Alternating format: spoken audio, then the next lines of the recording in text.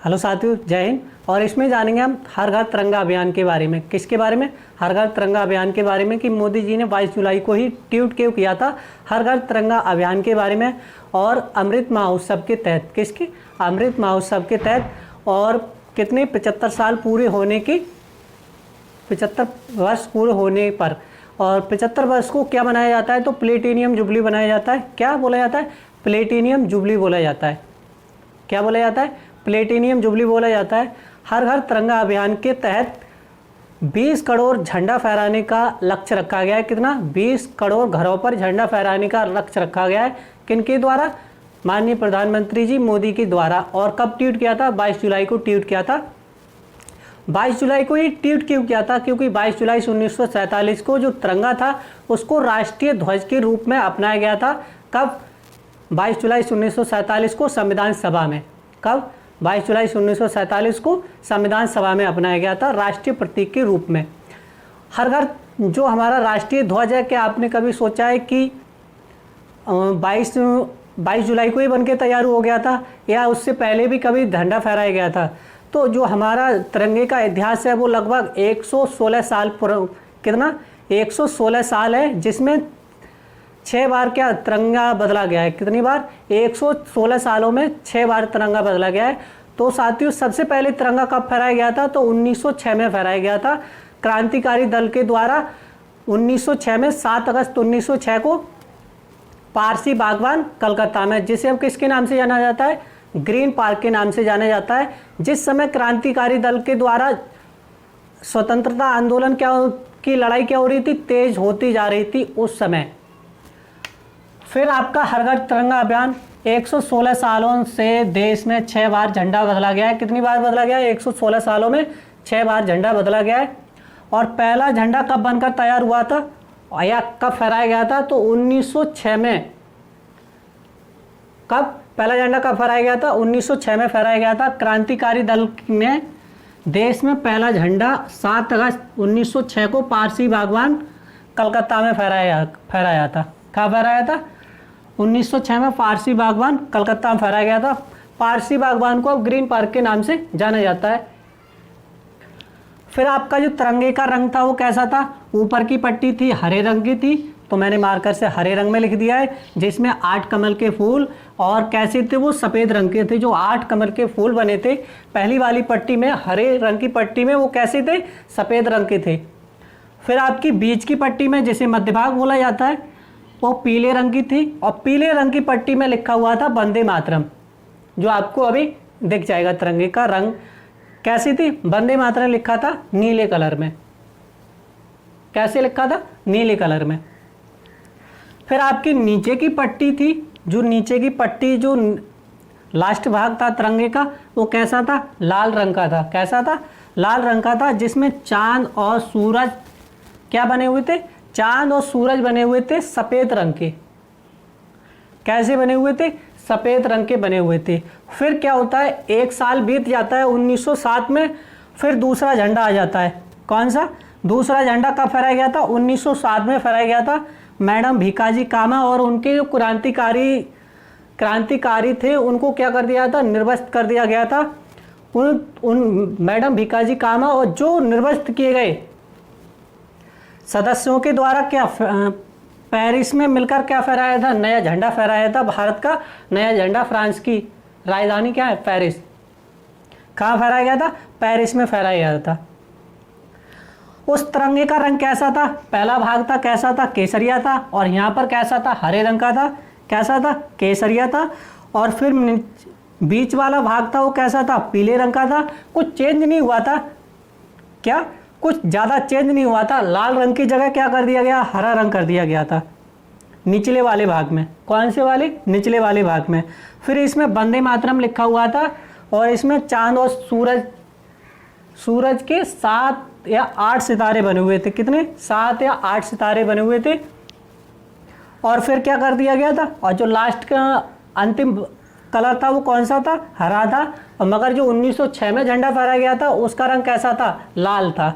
और इसका हरा, यही बदलाव हुआ था, कोई ज़्यादा बदलाव नहीं हुआ था। 1917 में एनी बेसेंट और तलक के द्वारा फहराया गया था। किसके द्वारा? एनी बेसेंट और तलक के द्वारा फहराया गया था। तीसरा झंडा बना था। इसमें चेंजिंग क्या था? इसमें पिछले वाले झंडे में 3 कलर थे, इसमें 2 ही कलर थे, 5 लाल और 4 हरे रंग की पट्टियां थी और झंडे के अंत की ओर काले रंग में त्रिकोणनुमा आकृति बनी हुई थी। कैसी? त्रिकोणनुमा आकृति बनी हुई थी और ये यूनियन को प्रदर्शित कर रही थी। किसको? यूनियन को प्रदर्शित कर रही थी। और उसमें क्या था? एक चांद तारा था। चांद तारे के साथ इसमें सप्तऋषि को दर्शाते 7 तारे थे। किसमें? जो आपके एक चांद तारे थे उसमें सप्तऋषि को दर्शाते 7 तारे थे। कितने? 7 तारे थे। फिर आपका चौथा झंडा कब आया था? तो 1921 में चौथा झंडा बना था अखिल भारतीय कांग्रेस कमेटी के सत्र के दौरान। कब? अखिल भारतीय कांग्रेस कमेटी के सत्र के दौरान विजयवाड़ा में क्या चल रहा था? अखिल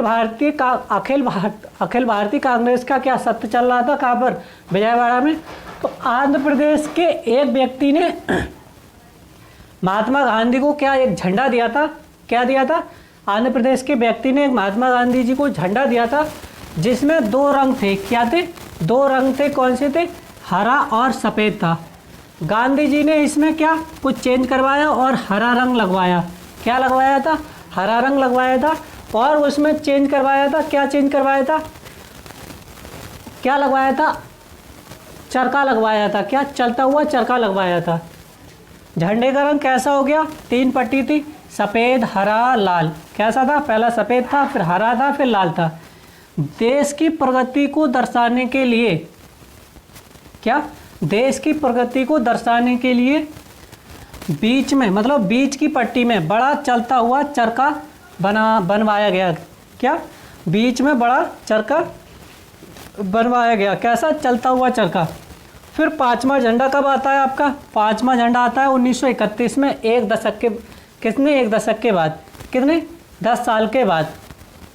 ये किसने? Indian National Congress. किसने? इंडियन नेशनल कांग्रेस या भारतीय राष्ट्रीय कांग्रेस ने आधिकारिक तौर पर अपनाया। किसने? 1921 में इंडियन नेशनल कांग्रेस ने आधिकारिक तौर पर क्या झंडा अपनाया था, जिसका रंग कैसा था? सबसे ऊपर का रंग केसरिया था। क्या था? केसरिया था। फिर मध्य भाग था सफ़ेद था और सफ़ेद की पट्टी में क्या था? चरखा राष्ट्र का प्रतीक था। क्या था? चरखा था राष्ट्र का प्रतीक था। जो हम अशोक का चक्र देखते हैं, ये किसकी जगह लगाया गया? तो चलता हुआ चरखे की जगह लगाया गया है अशोक का चक्र, जिसमें 24 तीलियां हैं, जो किसको दर्शाती है? तो धर्म विधि को दर्शाती है। और अंतिम भाग था कैसा था? हरा था। कैसा था? हरा था। फिर आपका छठा झंडा 1947 में। इसमें क्या हुआ था? 1931 के झंडे में एक बदलाव के साथ। बदलाव क्या हुआ था? जो चलता हुआ चरखा था उसकी जगह क्या कर दिया गया? अशोक चक्र। क्या? अशोक चक्र, जिसे क्या बोला जाता है? धर्म चक्र। और उसको गहरे नीले रंग में रखा गया था। कैसे? गहरे नीले रंग में। चरखे की जगह सम्राट अशोक के धर्म चक्र को गहरे नीले रंग में दिखाया गया है।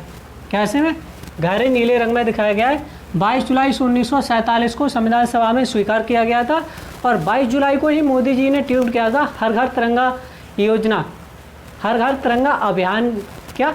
हर घर तिरंगा अभियान के लिए, जिसके तहत 20 करोड़ तिरंगा फहराने का लक्ष्य रखा गया था। कितना? 20 करोड़ तिरंगा फहराने का लक्ष्य रखा गया है। तिरंगा का रंग कैसा है? सबसे ऊपर केसरिया है, सभी को पता है। मध्य भाग सफ़ेद है, जिसमें क्या है? धर्म चक्र है और गहरे नीले रंग में है। फिर आपका अंत में कौन सा है? हरा रंग है। और जो तीनों इसकी समानुपात, जो इसकी लंबाई है, वो लंबाई और चौड़ाई 2/3 है। कितनी? 2/3 है। कितनी? 2/3 है।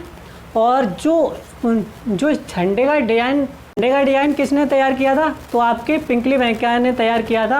और 22 जुलाई 1947 को संविधान सभा में राष्ट्रीय ध्वज के रूप में स्वीकार किया गया था। और इसी के तहत कितने साल पूरे हो चुके हैं? तो 75 साल पूरे हो चुके हैं स्वतंत्रता दिवस के लिए।